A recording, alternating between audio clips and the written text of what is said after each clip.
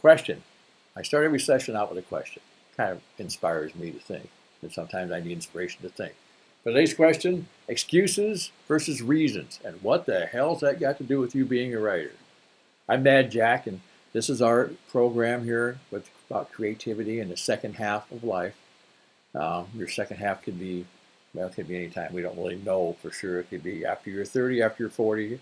Hopefully it's after you're 50, 60, or 70. Who knows this day how long we'll go. But we're creating our second half of life.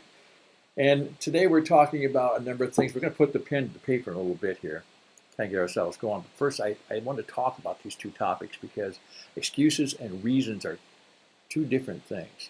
And they're very important in the world of writers because you're going to face both of them at some point. And it's going to dictate what you do in your writing career or hobby, or however you want to look at it. So I start by talking about excuses. And what are excuses? Well, excuses are fiction as far as I'm concerned. They're things we make up in our mind or try to establish as real that will hamper us doing something else. I mean, you can make excuses why not to mow the yard.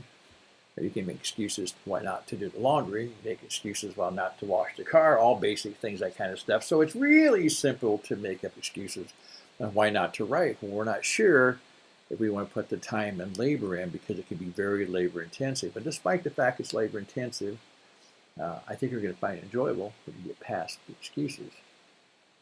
Now, we'll talk about specific excuses in a minute, but they're made up. Now, reasons are different. And sometimes reasons are going to pop up. And that becomes a scheduling thing. What is a reason? A reason's real. I'll give you an example for myself today. This is going to be recorded late morning. If I was going to be writing in the evening today, I have a reason not to do it then. I would want to reschedule. Because tonight my grandsons are both wrestling in the Iowa State Wrestling Championships down in Des Moines. I have a couple hours away. Okay, Grandpa, bragging, yes, guilty. Good wrestlers, though. So I would have a reason not to write tonight. I write in the mornings. Like I said, I wrote this morning. So that reason wouldn't fit. But I think you get what I'm saying. That's a real reason. Okay, well, if you have an illness, you just say your spouse is ill. Maybe you have a medical problem yourself. Maybe you have to help an elderly neighbor out who is ill. There's things like that. Maybe we're still working somewhere. You're part-time in the second half of life. Or full-time, as the case may be. Those can be real reasons. That's real. So that becomes a scheduling thing. You can schedule around your reasons and do it quite successfully. A lot of people have. I've done it. Not always successfully. I'm not going to sit there and tell you I've got this whole thing figured out. We're going to be figuring this all out together. But a reason is something you can schedule around. Excuses can't be scheduled around, if you think about it. They're fiction. Scheduling around fiction is impossible because it's always there. If you go to the doctor at 2 o'clock and you normally write at 2 o'clock, when you leave the doctor, you're done at the doctor. If you have to take your elderly aunt grocery shopping at 3 and you normally write at 3 and you're tied into it, she won't let you off that time. I had an elderly aunt that was like that. Then okay, you can schedule around that. But if your excuse is, well, I can't do it today. I'm just not feeling it. I need to go out and check on the rose bushes, or I need to go out and look around the lawn, make sure it's okay. Or ever watch this episode of Bonanza? I haven't seen this one. An excuse I couldn't use because I've seen every episode of Bonanza. Guilty. Those are excuses. Those are things you can pop up. You can think of anything in the world and make it into an excuse. And if you do that, then you're going to hamper your ability going forward. You're going to slow down the mechanism in your head that you need to become a writer. Whether it's for yourself or for the whole world you want to write for, this is not going to work as long as you're blocking it up here with ideas of things you've got to do that are fictitious. Well, let's talk about. We talked about reasons. Let's talk about some excuses. Let's start with one of my favorite ones, age. I get tired of hearing this one. Age is not an excuse. If you look in the second half of life, we've learned so many things. I've spoken this before. I'm going to bring this up again. We're going to talk about this going forward a number of times because we're all there in the second half. You've had a lot of experiences. Age is not against you. Age is for you when it comes to writing. Is age against you when you're collecting these wrinkles like I've got?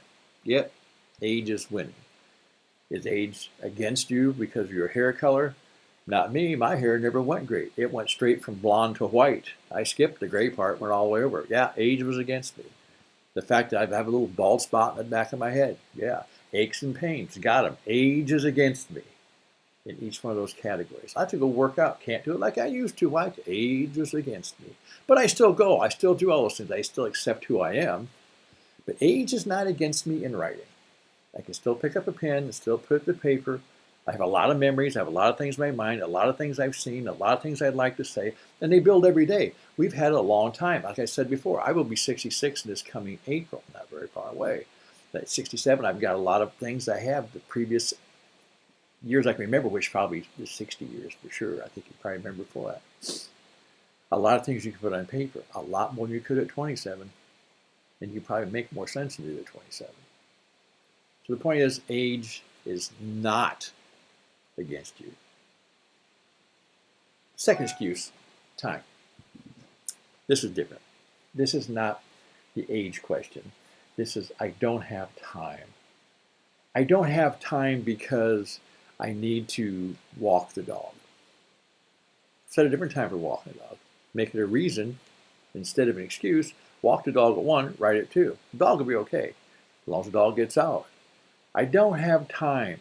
Well, the time wasters are these.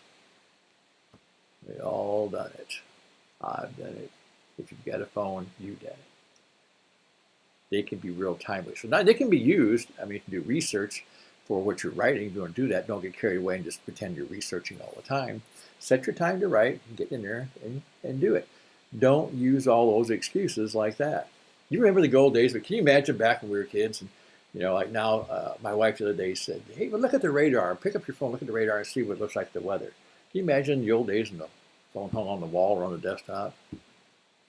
You'd feel like an idiot looking at that for the weather. But things have changed. You can waste your time with those. The next excuse is, I'm not good enough. Don't have enough talent. I'm not a talented person. I just don't have talent. I've heard this a million times. I talked to a lady probably 2-3 days ago. I've known her a few years. She's always wanted to be a writer. She wanted to be a dancer at one time, and she let that pass her by. And she made a very strange comment. She said, I wanted to be a dancer, but I realized I didn't have the talent, and I kind of gave up on that. I said, did you ever try it? Well, no, not really. I said, well, how do you know? How do you know you didn't have the talent? Think about this for a minute. How many talented people, how many people can maybe play a fiddle or a violin, depending on what you want to call it, and could have been great, but they don't know because they didn't try it. How many people could actually write very well, don't know if they didn't try it out? Maybe that lady could have been a good dancer, don't know. She didn't try it. Can you imagine that? I don't know how many people are country music fans or whatever, but think about Jerry Reed, one of my favorite guitarists. What if Jerry Reed never tried the guitar? You just don't wake up and suddenly, I've got this talent, and that's who you take off doing for the rest of your life. It doesn't happen that way. We all know that. So how do you know you're not good enough? You haven't made an attempt. Writing is that way. And the great thing about writing, unlike playing the guitar like Jerry Reed, or becoming a Fred Astaire type dancer, is writing is really a talent that I call it movable. And the movable talent is the fact it's what do you like? How do you enjoy the writing? What do you enjoy about reading? We all have different authors if we read. And I assume if you're on this channel and you read, we all have different authors we like. So who's to say they're not talented? I had a discussion with a young fellow here a while back about talent. We was talking about rappers, that kind of stuff. He said, and he mentioned, and I don't remember the name.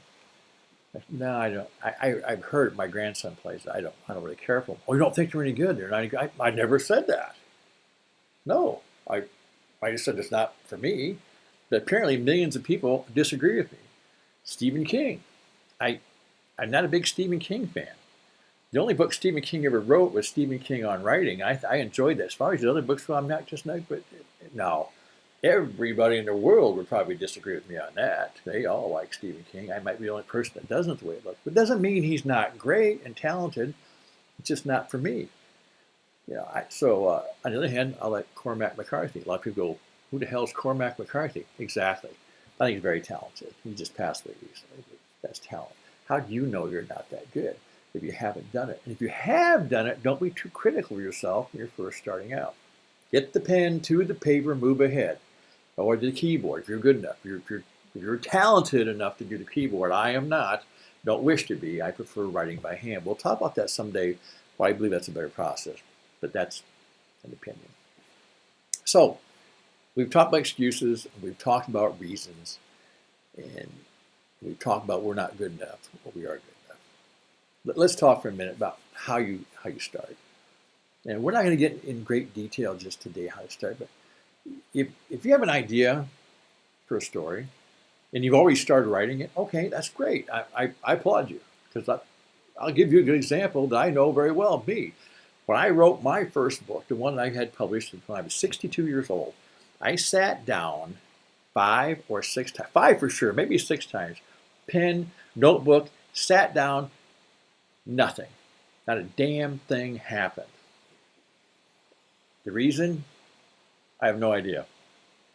I wasn't even making excuses. I was just sitting there staring at it. How do I start? What do I do?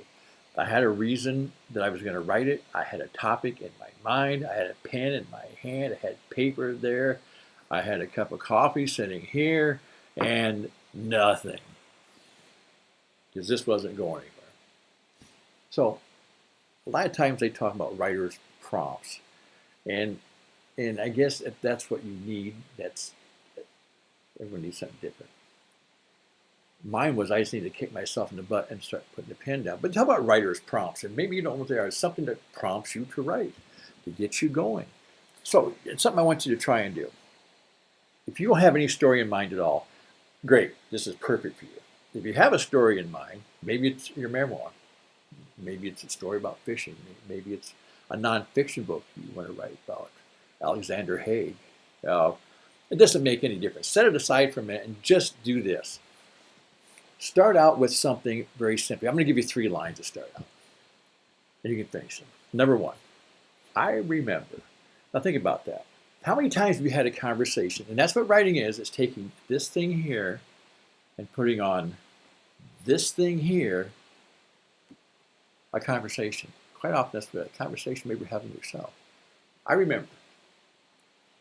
And then you can fill in the blank. I think myself, I remember the first time my granddad and I went fishing down the river, and I stole his Bugle Boy tobacco and rolled a cigarette. Later on that afternoon, after we'd gotten out, I was supposedly cleaning out the boat. I remember the first time I drove a car and I wasn't supposed to. I was 12 years old and I put it in the ditch. I remember the first time I kissed a girl in a garage when I was also 12 years old. That was a pretty good year. Things like that. I remember what, and then start, and then as you go through it, have that conversation. Tell yourself the story. Just tell yourself the story and write it down. Just a paragraph. Paragraph can be anything. Paragraph can be a sentence if you want it to be. Get it on paper. Put down 2 paragraphs. You can keep going, keep going. I remember. How many times have you talked to someone and they said, I remember, I'll give you a good example about this too. We were at the wrestling meet the other night, and I was talking with someone there, and he said, I remember I wrestled a friend of yours back in blah, blah, blah, blah, blah, blah. And I listened to him, but if he had wrote that down, that'd been the start of a story about maybe his high school life or whatever. Makes no difference. This is not necessarily going to be what your story that you want to write is about. But it's a starting point. I remember. Number 2, what if? What if? What if I'd learned how to fly an airplane when I was 20 years old like I had thought I was going to? What if I and my wife never got married and had the kids we had? What if my dog hadn't ran off that time and ate the neighbor's goose? That also happened when I was 12, so I guess the whole year wasn't that great. What if anything? What if a different person had been elected mayor of your town? What if your dad hadn't divorced your mom. I'm making all these things. But I go, what if, what if, what if? It's endless. Your what ifs are different than my what ifs. We all have what ifs. There's not a person walking around that doesn't have either an I remember or a what if hanging around them. Now you can start out with, I remember this, and what if this would have happened instead? Now you've got two in one thing. But use them separately, use them together. It doesn't make any difference. Third one, I'm going to give you this. Today I. Okay. Now that sounds simple, but it's even simpler than the others, I believe, because today is fresh in your mind. So today I did what? Today I shoveled the walk, and while you're out there, you saw this. Today I talked to a neighbor. Today I read so-and-so passed away. Today I found out we were out of this groceries and I had to go to the grocery store. Whatever it is, today I did something. It's just a conversation with yourself you're going to put on paper. That's it. Write what you know. People say that all the time. Write what you know, get it on paper, and move ahead. Those are 3 prompts I'd like you to try to use. You use all of them, or just use one of them. Just take a little bit of time to do that, and I think it'll help you. It's helped me. I've used those a number of times in stories. And it's difficult sometimes just to start. It's like when you start driving a car. I don't know about you, the hardest part was just moving it ahead. Letting off the brake, kind of letting it go. Back in the days we had clutches, But you got going down the highway. Now it's going past you. We weren't thinking about hitting the brakes or anything. Good Lord, a cow jumped up front. I live in Iowa. That can happen. That would have jumped up front. That'd been a hell of a story because I wouldn't know what to do. I might have panicked. But the point is, the hardest part was getting started. That's reality to it. They say, jet pilots or commercial airline pilots, the hardest part for them is taking off and landing, starting and stopping. The middle part's easy. We'll talk about ending a story later because that is a difficult part. The takeoff. Take off. Once you get up and they're going, now they're just cruising. They're cruising 37,500 feet, whatever the case may be. The hard part's done. They can sit back, relax, put it on automatic pilot. Now, you can't necessarily put an automatic pilot. You can put the words out there, but they'll flow more freely once you get started. And that is the key. Pen to the paper. Use those prompts. So, with that, we're going to kind of close down for today. I'm glad you still by up here again, and we had a chance to talk. I'll be looking forward to talking to you again next time. Like I said, we'll pop these out every Tuesday and Friday, and I hope to hear from some of you. Until then, pen to the paper. You're going to create in the second half of life. A lot to create here. Don't forget, keep your hat on so we know you.